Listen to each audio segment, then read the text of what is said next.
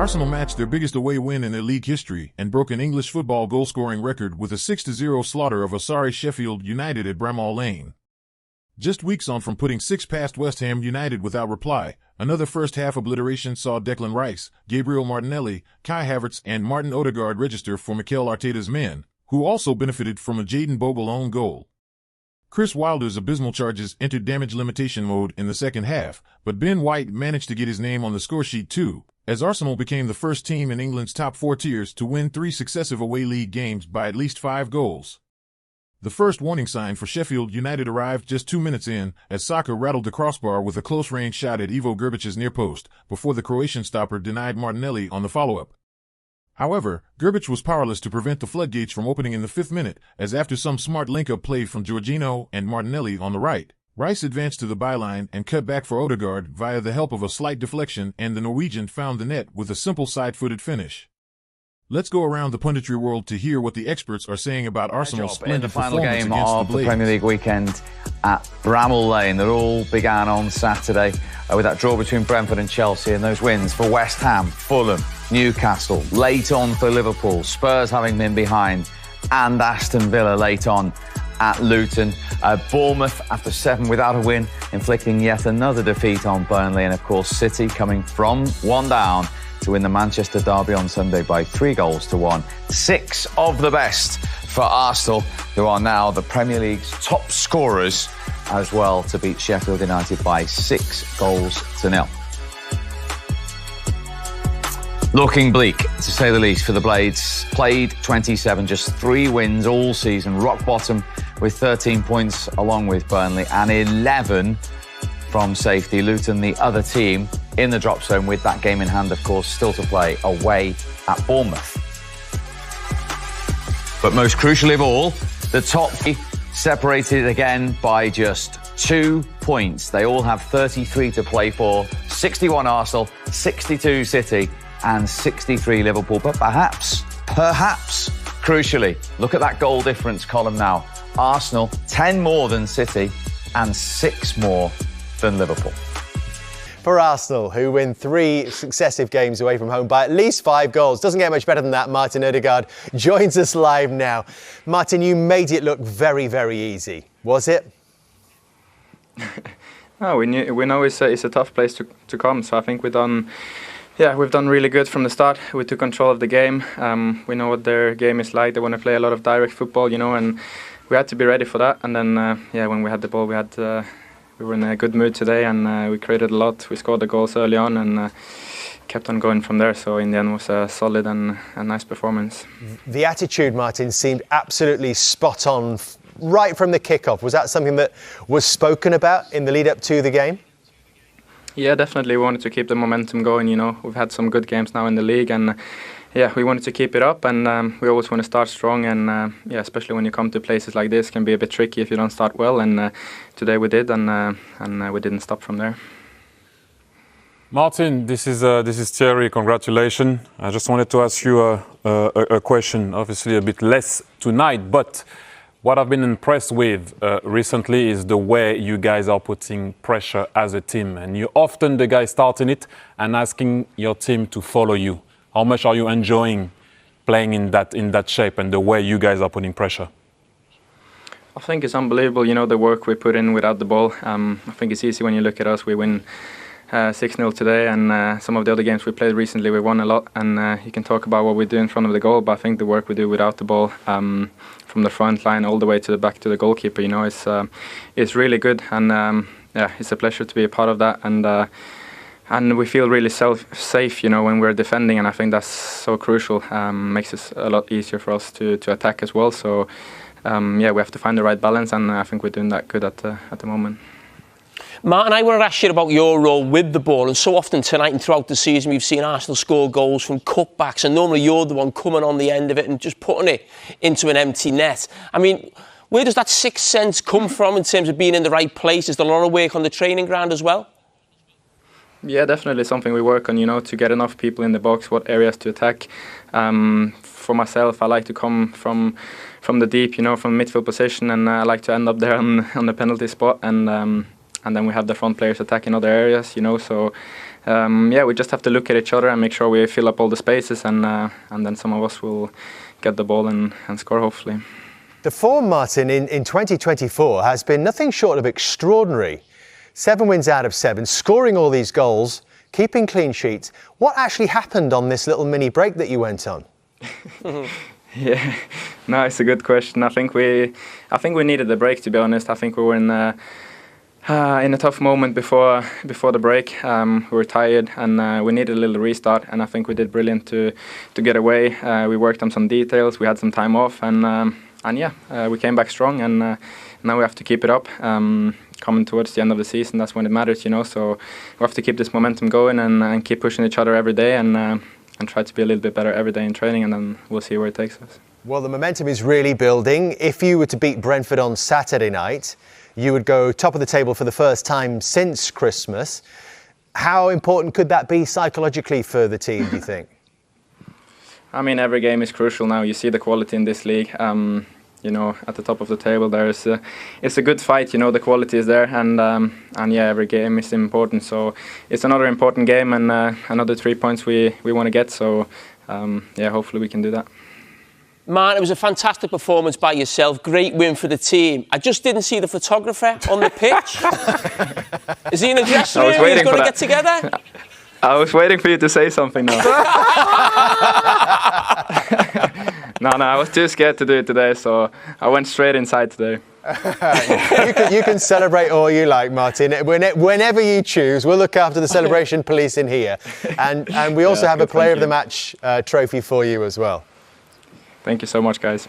Congratulations, Martin. Thank you for being a good sport.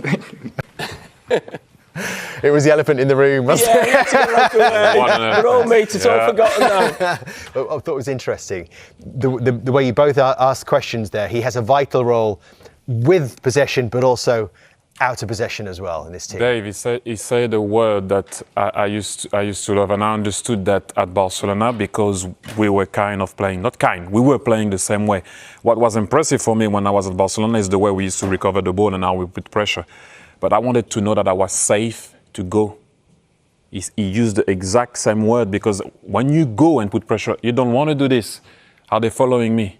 Are they following me? He's not looking. You're not looking. You're going there. You feel safe. And that word came back. And that's why he's going, because he's not looking. Shall I go? Shall I not go? In the Premier League, shall I go? Shall I not go? They're gone. And they're feeling safe, and you can see that when they are playing and putting pressure. It was certainly effective tonight, Jamie. When they did get the ball, they were so dangerous and caused Sheffield United so many problems from wide areas. Yeah, they did. And listen, I mean, the first sort of 5 minutes of the game, you couldn't believe how dominant Arsenal were. I mean, there's so much to sort of enjoy when you're watching Arsenal playing with the ball, and obviously they almost score here. And just little themes that we've actually touched on tonight. I think Thierry done it brilliant, and when he was actually talking about Manchester City being compact as a team, and you actually look where, look at Saliba, he's high, and then you look where Gabriel is. So we're talking about teams, and of course Mikel Arteta is, a disciple of Pep Guardiola. That's where he's really been influenced. But that compactness when you've got the ball, and the days of centre-backs watching the team play at this end of the pitch, and the two centre-backs being on the halfway line, I can't even get it in shot. Them days are gone. Them days are finished. This now, if you want to be a top centre-back and play for a top team, you're going to dominate possession. Your centre-backs are going to end up having to be 30 yards from goal, as we saw at the weekend at Manchester City, and we actually see here, Thierry. But we all know who's winning that race. Yeah. So you're safe. Yeah, you said, didn't you? It's a 1v1. Like, who's winning that race? We all know who's winning that race. So you can go. You can send another man forward and attack what I thought. And I know, and I feel sorry for Wilder, and I know it's not easy, but this is what happens when you play in a back four against a team like Arsenal. You're going to end up with what I call, you're going to now have to always chase a man. Hey, you're going to end up chasing a man all the time. And then if you roll it at that particular moment, anything can happen. It's a goal. And this is why he went after, 15 minutes? The first one? No, I'm changing into a back five. After 3-0, yeah. It was a bit late by then. No, I know, but a team like Arsenal can, as we saw, open you up at will if your back four is not well drilled. It's a tough one, and they enjoyed it for a little while. And so, after even. Yeah, so as we were saying, 3-0 down after 15 minutes, and that with the 4 before they actually made the change, that tactical change. So let's have a look at the second and third goals. Bogle gets unlucky, but again, it's about this cutback, isn't it, which is such a problem. Yeah, I mean, it is. It's so sort of Manchester City like, and Thierry's right. I mean, I've said for a very long time about sort of getting in position to sort of stop cutbacks is very difficult. But the thing that really stood out for you, Thierry, was actually going on the outside. Yes. Because we don't see it now, because yes. wingers like to come inside on the stronger foot. Yes, and this is what Bukayo Saka brought to his game now, because people, as you can see, if you show the replay again, the Sheffield United player, it doesn't matter, went on the inside to wait for him. Well, he went on the outside. And I think you need to beat your player on the outside. And then, obviously, we all know what happened after that. They go on the counter now. Ball arrives to Declan Rice, reverse it to Martinelli, and also on top of everything, the ball is deflected in. Yeah, I mean, exactly what you don't want. I think it's all reverse it. It wasn't. Yeah, it was Declan Rice, I think.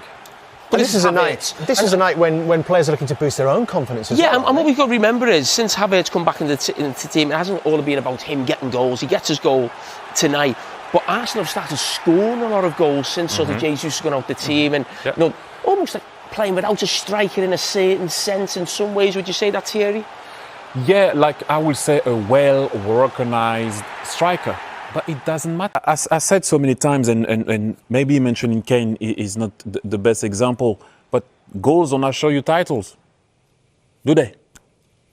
You know, Man City showed us that with a Gundogan scoring 18 to 17, with a Kevin De Bruyne scoring 16 to 17, you don't need to have a striker that's going to score you a lot of goals. You need to have a lot of players that's going to pass maybe 10 to 11 to 12. Then you're good. When you're a team in possession, So, like again, I'm going to go back to the same thing. Those teams, for me right now, Arsenal, Man City, they defy logic.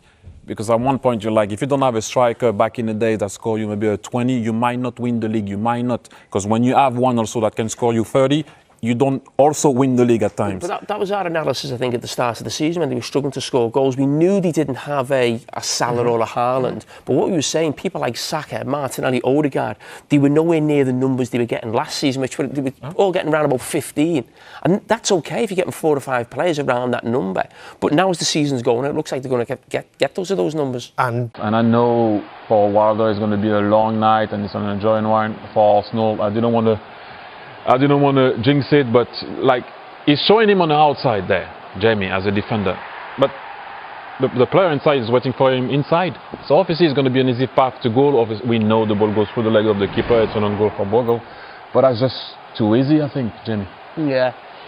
I mean, listen, Arsenal are a top side. And we don't need the performance here to sort of prove that against Sheffield United. But I mean, it has been devastating. The opposition's poor, we know that, but we're looking at Arsenal from this point of view. But so often, Thierry, they get to that sort of byline, very Manchester City-like as well, where they get someone in that byline and they pull it back. It just happens so often in so many of these goals.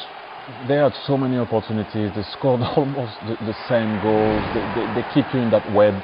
And I mention it all the time, the pressure is on point. Even when you try to play, they go and aggress you, they're aggressive. But it's like a night for Arsenal players to think about numbers. Some of the fringe players like Kai Havertz to really step up here.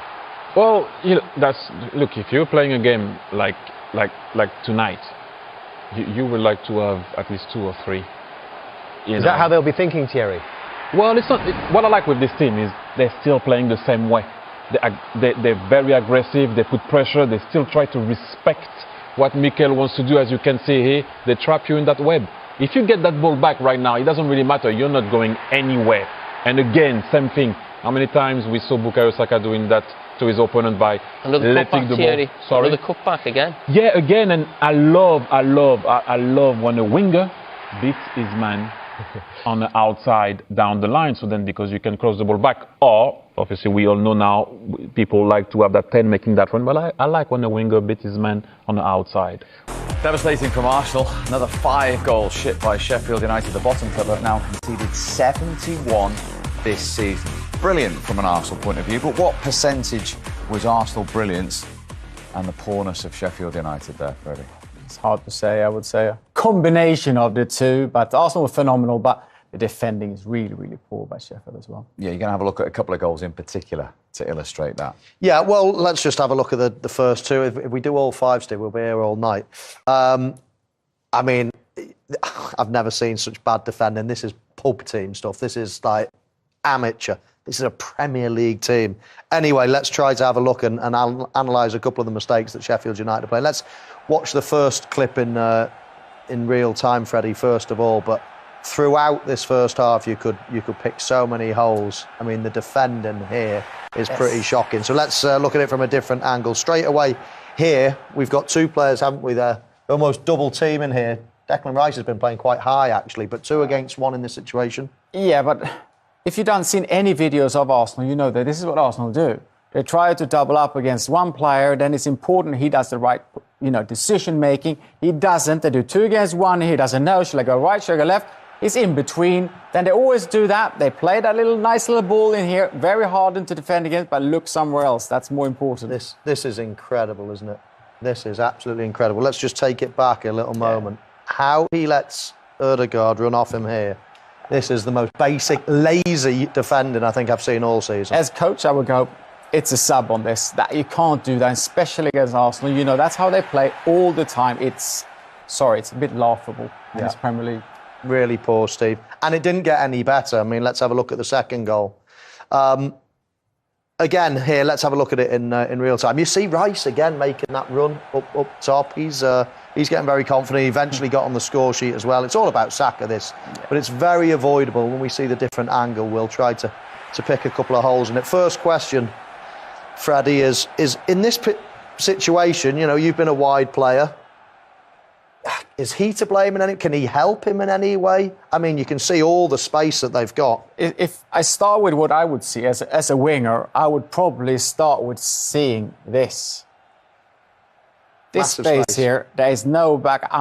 Anyone that sees Bukayo will say, oh, he's so tactically good. His small space is good, but his pace is enormous. Yeah. You cannot do this. This is like the biggest sin you can do against Bukayo. So if I was him, you would just go, which he does. But then you talk about what you said. Yeah. The backup here. As a winger, I'm lucky enough to play in a top club, which you don't really like to help your fullback in this way. But if you're a bottom club, and he can't defend because he does a lot of wrongs here, you might have to help him. I mean, if he just moves his position here a little bit, then that comes into play. He's actually preventing him going down. As it is, you think to yourself, well, can he come down and just give him a little bit? But one way or the other, you cannot leave all that space, as you say, one-on-one with someone as quick as Saka. And if we pause it here a little bit, just to explain, often coaches, they will as well, since I take the right thing, but that could be a reference point for a centre-back here, for the post. Yeah, they don't let him come outside of the post. Yeah. And that's why he doesn't come out and help. So you have to get that sorted from centre midfielders or wingers. Yeah. Bakayo does really well, but leaves pace-wise... Leaves a gap in here as well, doesn't he? He leaves a gap in there. You'd think that one of the goalkeeper or defenders would make sure that ball is going to stop. But anyway... We can stand here all night. We can say there's 2 goals, Steve. We can't be bothered doing the other 3. Let's just watch them. OK, well, let's watch them because, it just went from bad to worse, didn't it, for Sheffield United? Yeah, we talked about transitions, and you can't do that against Arsenal. Bad touch, then they go always to the other side, a run, gets the ball back. Yeah, it's a deflection, but look at the body language of Anel. He turns his back, and that's how he hit his poor defending. And then here again, try to play nicely against Arsenal, can't do that. Then you get transition, and this is what happens. Yeah, this is a lovely finish from Havertz, but again, it's from Sheffield United's own mistakes. So that was poor. And again, I love that little bit of skill. I mean, I'm bashing Sheffield United here, but I did enjoy that from Saka, the way he lets it across his body onto his back foot. Brilliant finish.